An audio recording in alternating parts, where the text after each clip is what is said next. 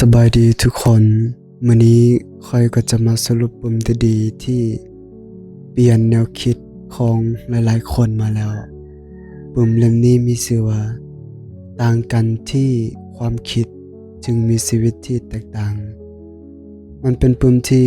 บอกว่าชีวิตของเฮาจะเป็นแนวใดมันขึ้นอยู่กับความคิดของเฮาเองทีนี้ความคิดคือหยังปมนี้ได้บอกว่า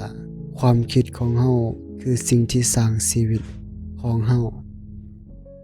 มันคือเม็ดพันธุ์ที่เฮาปลูกลงไปในดินถ้าเฮาปลูกเม็ดพันธุ์ดีคือความคิดบวก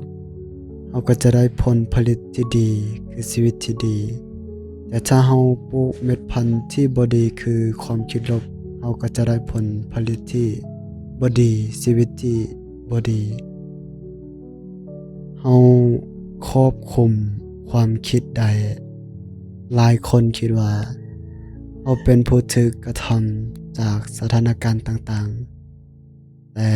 ในปมเล่มนี้เขาบอกว่าบ่แม่นเฮาอาจจะเลือกสถานการณ์บ่ได้โดยกงแต่เฮาเลือกความคิดของเฮาได้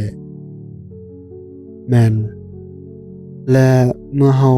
เลือกความคิดได้เฮาก็จะสามารถสร้างสถานการณ์ของเฮาได้โดยทางอ้อมนี่คือเฮาสามารถควบคุมความคิดของเฮาได้ความคิดสร้างนิสัยนิสัยสร้างนิสัยนิสัยสร้างโชคชะตา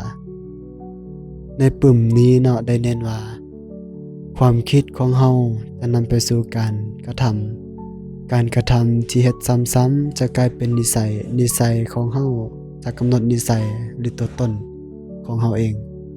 และสุดท้ายนี้นิสัยของเฮาก็จะกำหนดโชคชะตาของเฮาเช่นเดียวกันฉะนั้นถ้าอยากเปลี่ยนแปลงชีวิตต้องเริ่มจากการ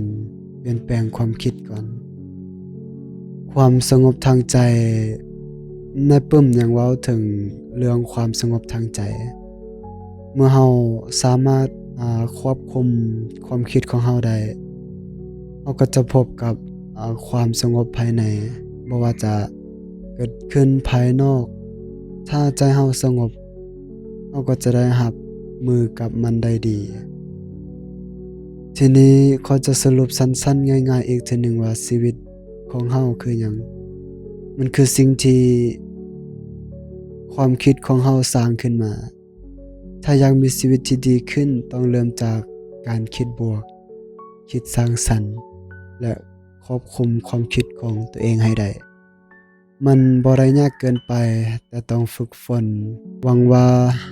สรุปนี้จะเป็นประโยชน์และเป็นแรงบันดาลใจให้กับทุกคนเอาไปนำใช้ในชีวิตประจำวันคอยจิบิจุดประกายน้อยๆที่ยิ่งใหญ่เริ่มได้ที่ตัวเจ้า